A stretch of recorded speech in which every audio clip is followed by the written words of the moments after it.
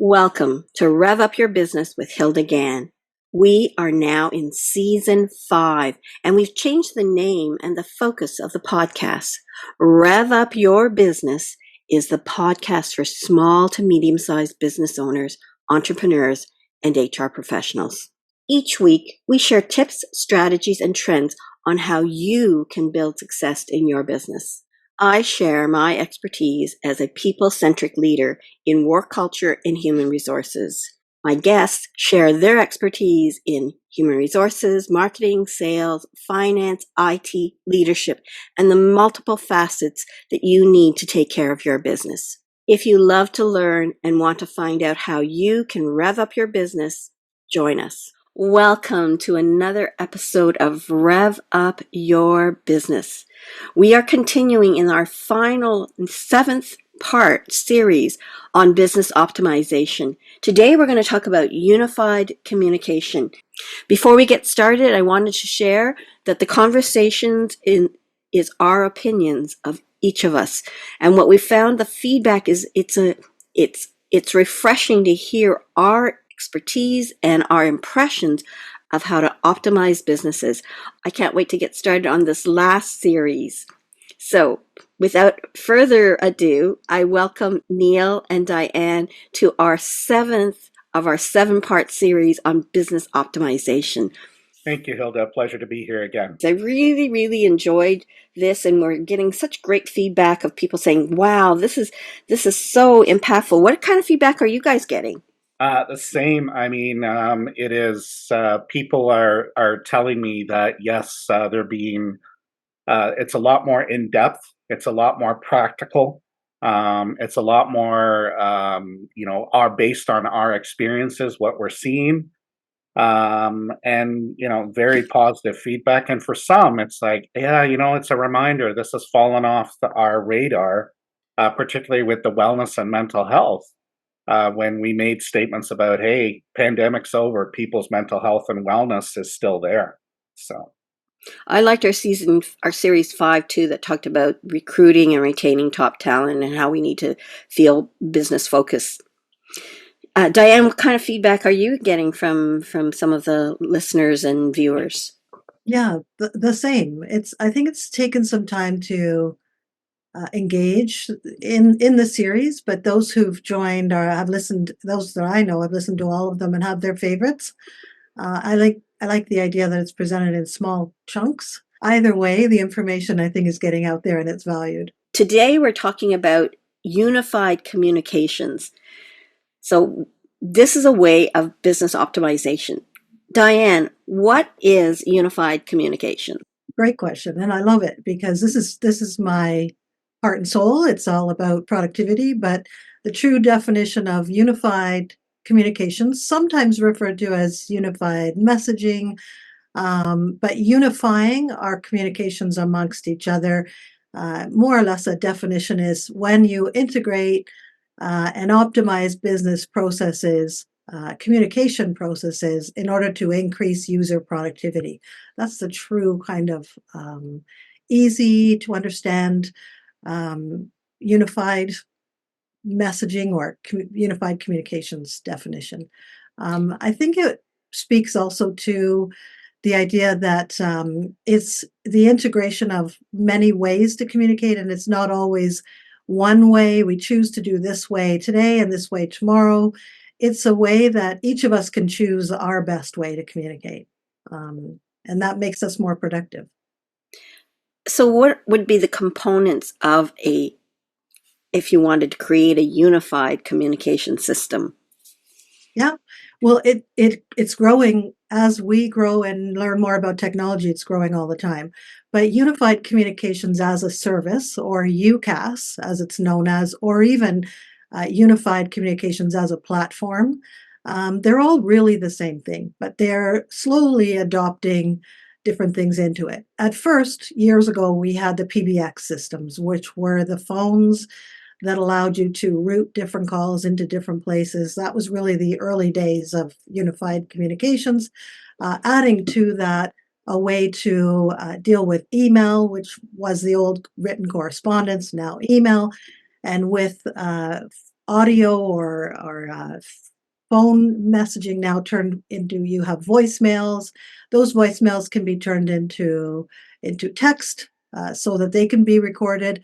Instant messaging, you have video calling or video messaging, along with email. So those are really the known components that are part of unified communications, is mixing them together so that you have a historical record of communications. I'll leave it there for now because I can delve into all of these and examples, but truly those are the components. I think it's that word unified that is the key, because I can remember in the early days of communication, I had I was working in the IT sector, and so that was my job for 4 years was really IT.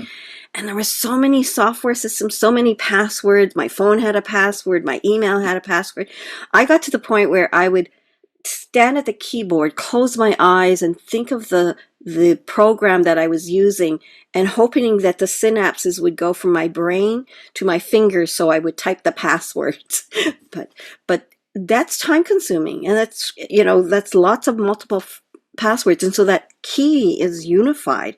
Wouldn't it be nice if they all kind of connected with each other, and that you didn't have to log on, log off every time you wanted to switch over? And I know you have this amazing statistic that is eye-opening, Dianne. Do you want to comment on that? Because we've always had these conversations, and this one was like, oh my God.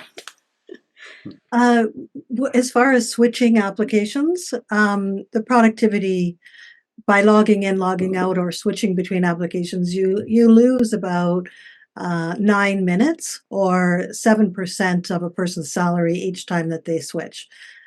So we want to reduce the number of times that you log into different programs, but also different devices. You want to be able to, if you enjoy working on your phone, you should be able to work on your phone. If you want to work on a workstation, you work on a workstation, or other iPad or other devices, tablet devices. Should be able to choose the one that you want and not have to switch between devices or switch between applications. And as you say, there is those percentages, but there's also the amount of adoption. This is really driving the adoption of digital processes in business right now, is being able to allow employees to work how they are most productive. And there's definitely a 20% annual adoption of unified messaging or unified communication year over year, which is truly the best.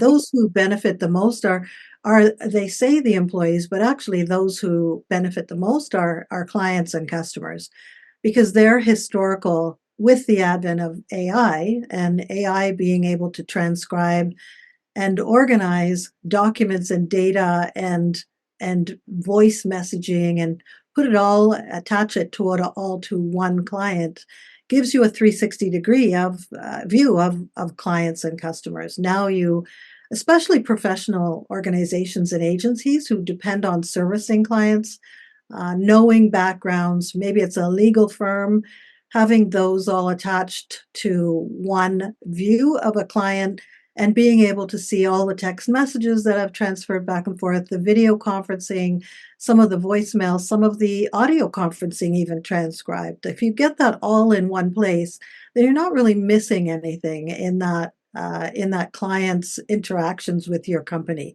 So they can last forever. You can have a year long or year over year file folder with all those documents attached to a profile view. So you do get a 360-degree and are able to offer impeccable service using unified communications. From a employee retention perspective, from a an attraction perspective, young workers, they know all the, and I mean, not to even some old people like us are very much on top of technology, and excuse me, we don't want to be switching between applications, and using the ease of technology to have one unified voice is a very much says a lot about an organization that is on top of being efficient and productive.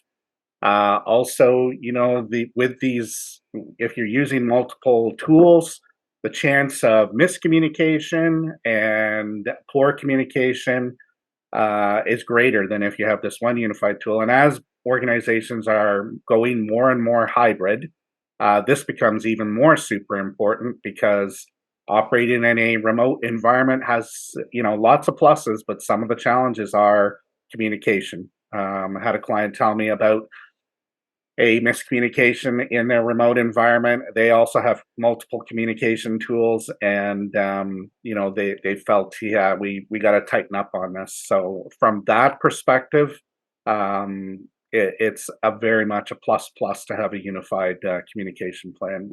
We talk about communication all the time from a non-automated perspective, and how it's important in a workplace. And it's going to be even more important as we switch to virtual settings more and more. And I love how we can actually record and tape conversations, so that if people do have concerns, or they're implementing a big project and they need to catch the highlights again, it's written out for you, but it also is audio. So this is a great benefit. The computer never lies, so to speak. I know I send emails and I go, where is that email? And I can't find it. And then I'm thinking, well, it's not there. So whatever happened, technological human error, you need to do it again. So sometimes it's a plus and it's a minus, especially if you're forgetful or whatever. But definitely, technology really has enabled us to do things in a faster, better way. I agree. Thank you. For sure. But technology has evolved over the past 20, I've watched it evolve over the past 20, 25 years, from very technical, where, the CRM was the be all and end all. Log into your CRM and you will have control and power over your clients and customers, and that was your mainstay for the day. You would have that open, whether it's for sales or service, whatever it was. That is service centric, or I guess technically centric. What we needed to move to, and what unified communications has taught the processes that technology brings us, is we are a people driven. Everything is people driven, and instead of that CRM service, it is a unified communications service window that should be open on your desktop all the time. And instead of having the apps down the side, as click different apps to do different processes, you're driven by people-centric processes. So you actually have your main contacts at the top, and then maybe in the middle is your most often groups that you're discussing certain projects. And then at the bottom might be either your vendors or your additional clients or contracts or employees that you do. So you're driven by the communications between people. So your calendar is integrated with the unified communications and your contacts, so that you can schedule a meeting and have all the contact information attached when you have a video call, or any type of meeting, because now meetings are hybrid, and it could be over many different devices and over different media. So you get, instead of getting driven by processes, you're driven by people, and you are able to select that person, find out when your next meetings are with that person, have attached all the communications that's happened about that person, have a calendar integrated, have your contacts integrated. That's really where we need to be driven, is by people rather than processes. And that really gives us a better productivity to be able to manage and not have as many meetings, and be able to accomplish quite a bit on our own. So you've talked about the system, a unified communication system. How does one go about getting this this great asset to reducing increasing productivity, reducing kind of, annoyances from flipping from one place to other, and this return on investment, because it is Oh, yeah. cost effective when you think about just the labor cost of switching from one device to another. And how many times a day do you do that, really? So how Right. does one go about saying, okay, I love that. I want to get this done. What do I do? There's different ways. The doorway, it tends to be replacement of PBX systems. That's when I think the business owners are driven by how and what do I replace my physical phones with, and how do I, and the word soft phones comes into the conversation as far as being something that you have sitting on your desk now to changing to a mobile phone or no phone, just a set of earbuds, in the middle of an office where you're actually using your workstation as your phone, or your mobile phone, either way. But when that comes to be replaced, business owners are looking into what is the opportunities to replace the hardware, but also, what are the costs associated? And the costs going with soft phones, for years we've had soft phone systems, we've had different apps that provide soft phone services, and texting and that kind of thing.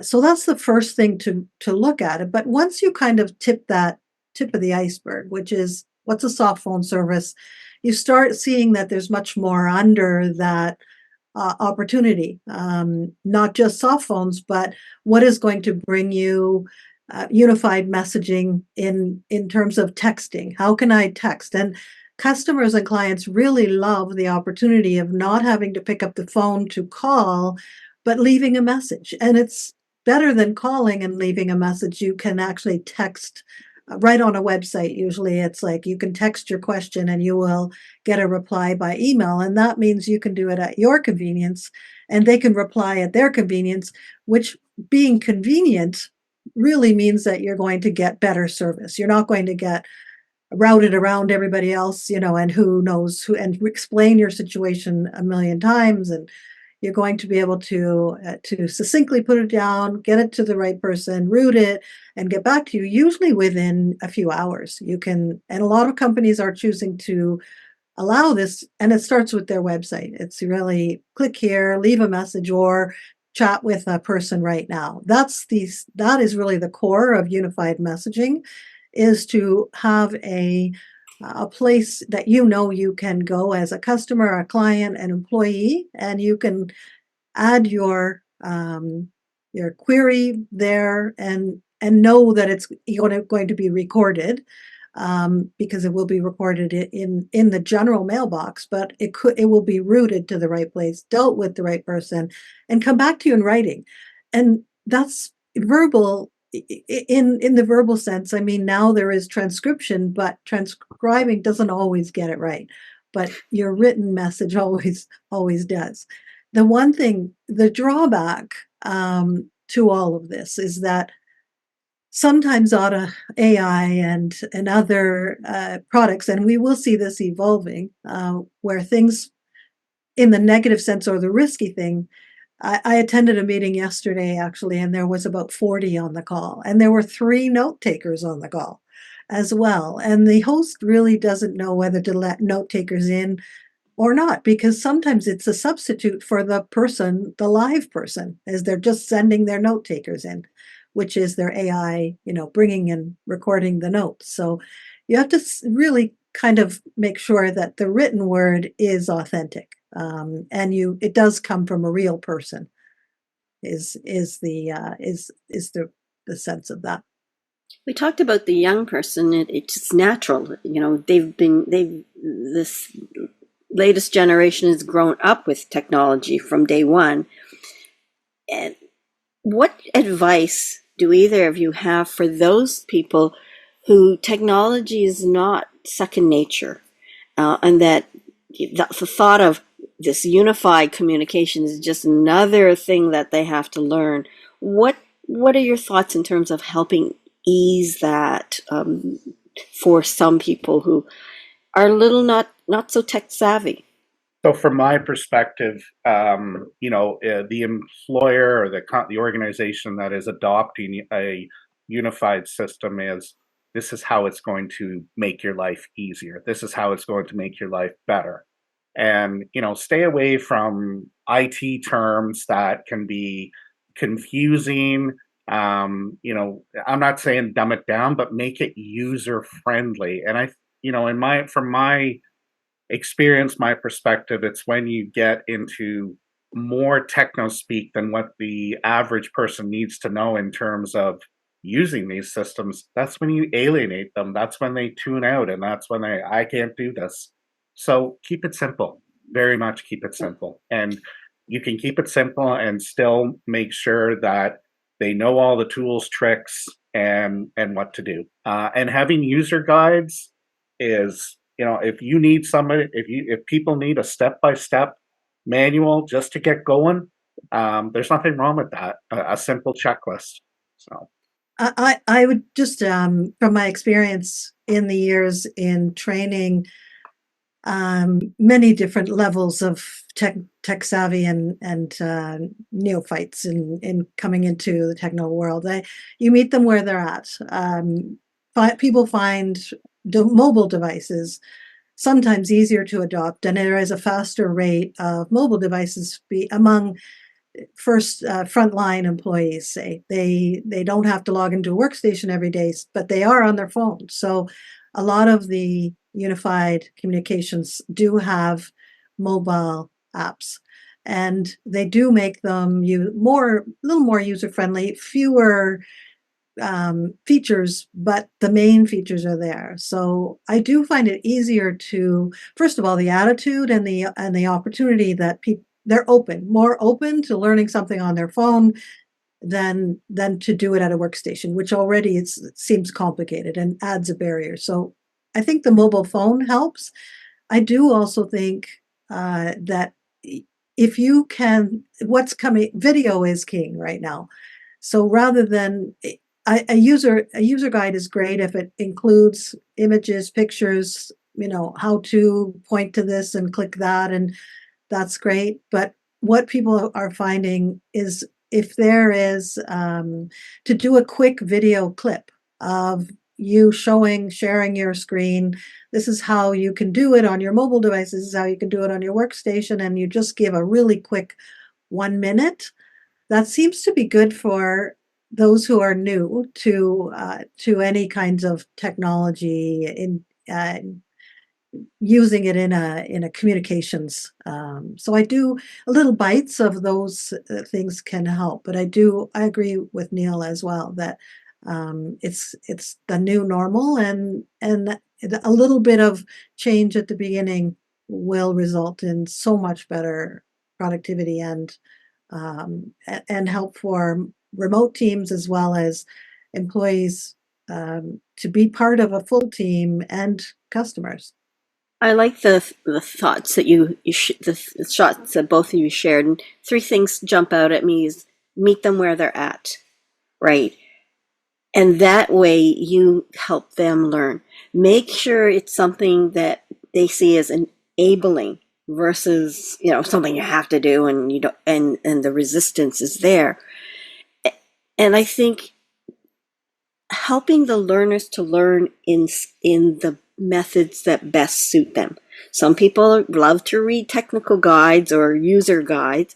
Some people are visual. I was putting together a vacuum for my swimming pool on the weekend, and I'm reading it just like I'm a visual. So what did I do? I Googled for a YouTube that showed me how to do it, and then that to me is my best way of learning. And thank goodness for Google, that you can ask them anything and you usually find something that will help you as the learner. So, and doing it in sound bites. I remember when I was implementing hospital-wide nursing use of computers, they were going to be the last. And I said, no, you cannot make them last. You'll have to promote them. Let them at least get to email 2 years before the deadline. And what I learned from doing some research in terms of users is that use it or lose it. When you're training somebody, 2 weeks, if they can use what they learned in the 2 weeks, they're going to retain those things. So whenever you do a training program, you maybe use 20% of what was there and you continue to use those, but then slowly add on the different things. So I think this is all suggestions. And I like the last point is that it's not age specific. There are people who are, like born into the tech world that really don't want the tech world. And then there are some people who were born, during the war or post-war, and they're just embracing it. They love it. It's their way of connecting with their grandchildren, and it motivates them to learn more and more.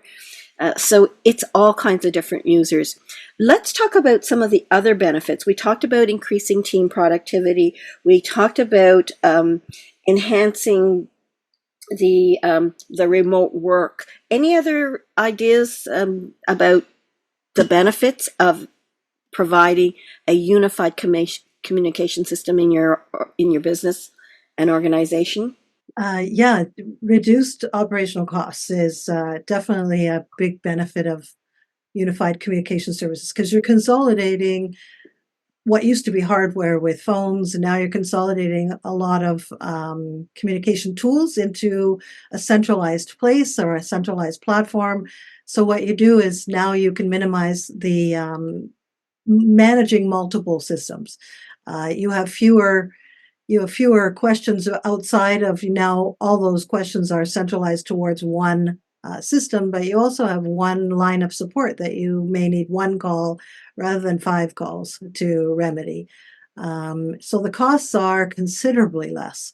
Now that voice over IP and not traditional lines are needed, now you can minimize those to per second in any communication. But really, bits of data is so much cheaper than any voice, that used to be the voice calls. So I think, in general, there are systems out there. We talked a little, and I'll just expand a little on the opportunities. There's probably about 5 well-known UCaaS systems out there, unified communications as a service.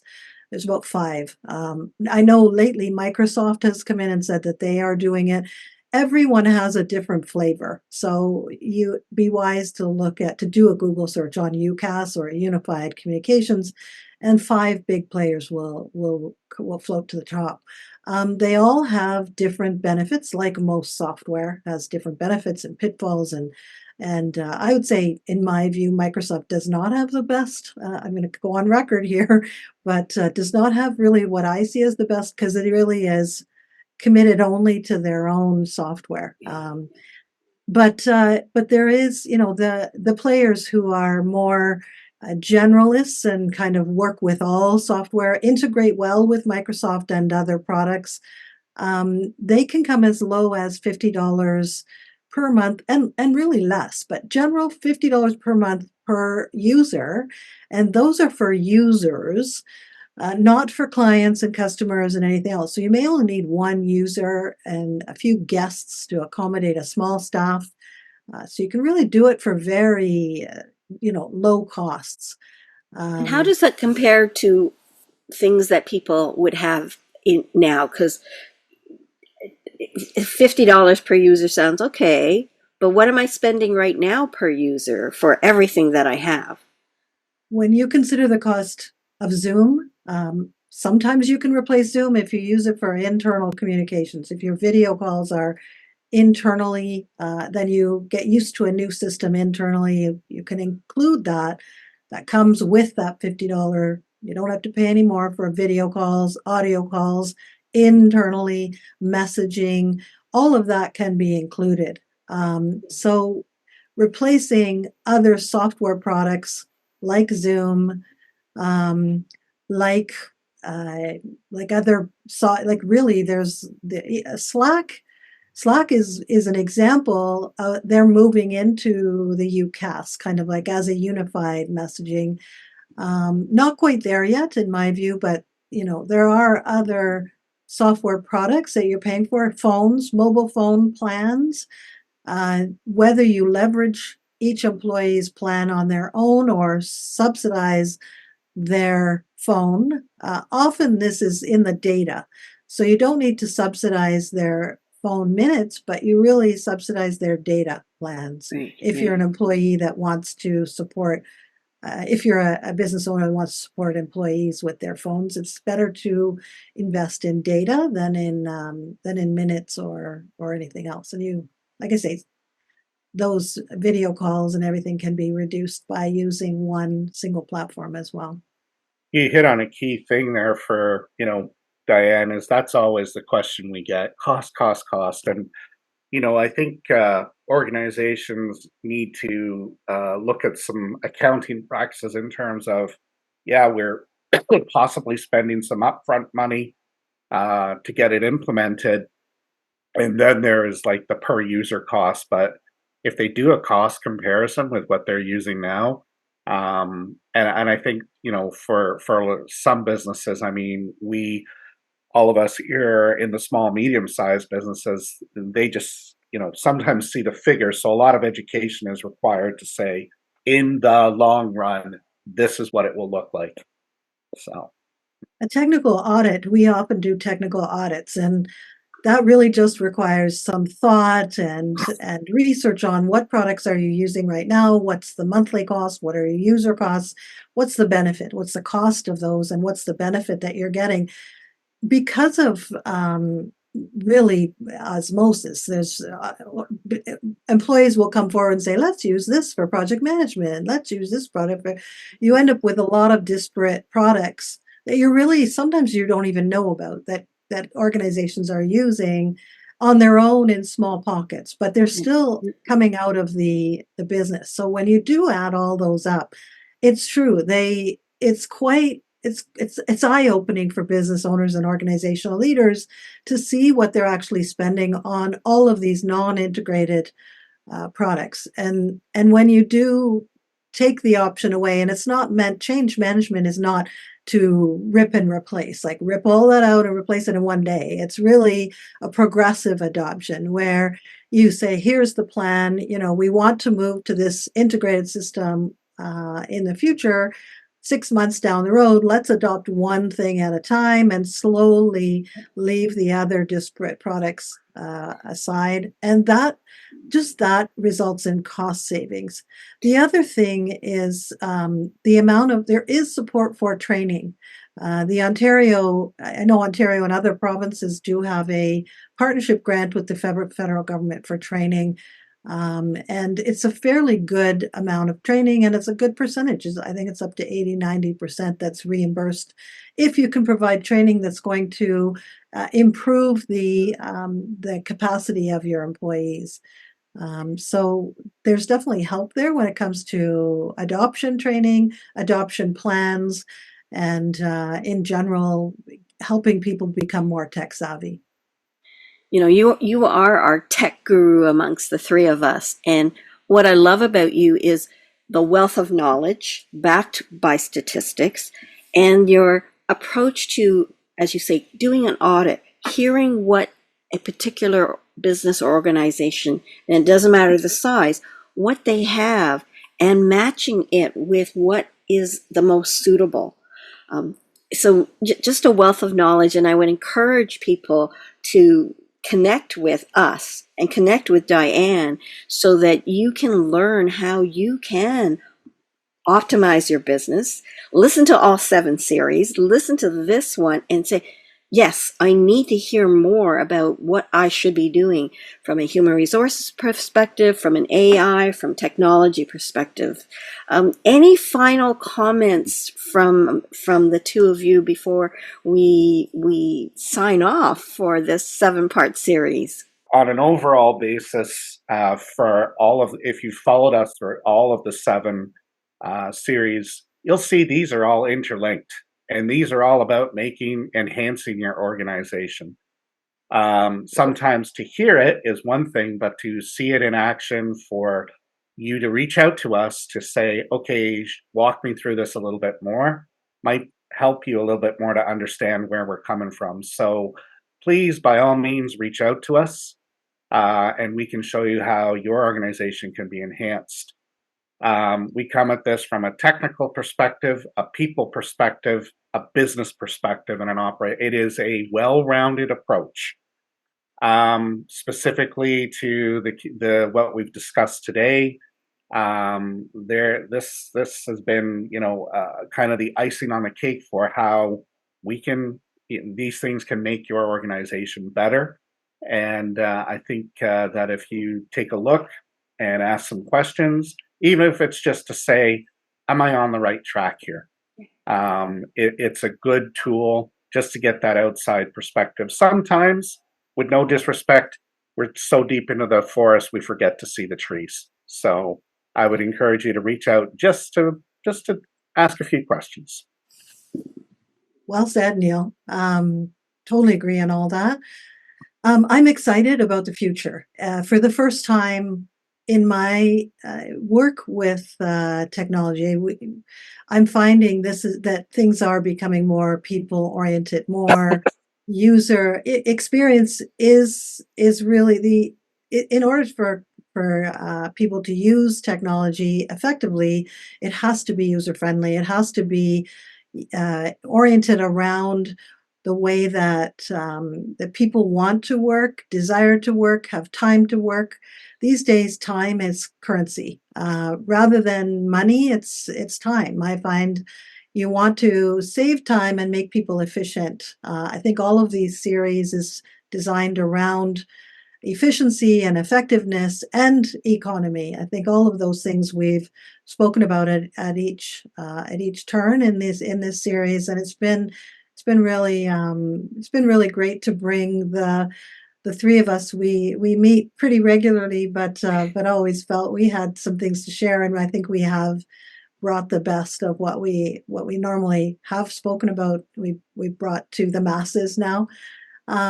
Those who do want to get a hold of us, I will mention that our website is trendspire.com, TRENDSPIRE.com. We do have the interactive. If you do want to leave us a message, you can do so there as well.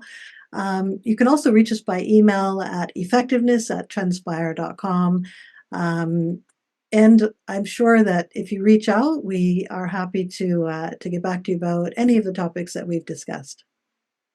It's been a pleasure to present this webinar series. It's been a pleasure to present this podcast series. When we first started it, we came up with 3 or 4 topics, and before you know it, we had 7 topics, all valuable in helping businesses and human resources professionals with their business optimization. And this last one, unified communication, is just another aspect of the 7-part series.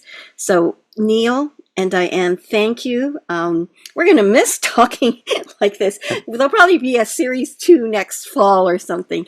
But we really encourage people to reach out to us. I think the comments and feedback we've gotten is that, wow, it's practical, it's insightful, it's useful. So give this a thumbs up. Listen to all 7 of these. Fast forward as quick or as fast speed as you can manage, and you'll get such gems and nuggets. And feel free to reach out to us, because we want to help businesses. We want to help employees and create healthy, positive teams as you go forward. So give this a thumbs up, subscribe, and enjoy our series and more of the Rev Up Your Business podcast. Thank you for tuning in to Rev Up Your Business with Hilda Gan. Be sure to like, comment, and subscribe to our podcast on YouTube and Spotify to stay up to date with all of our latest episodes. For more HR tips, strategies, and to learn how you can create a people-centric workplace, visit our website at peoplebrightconsulting.com.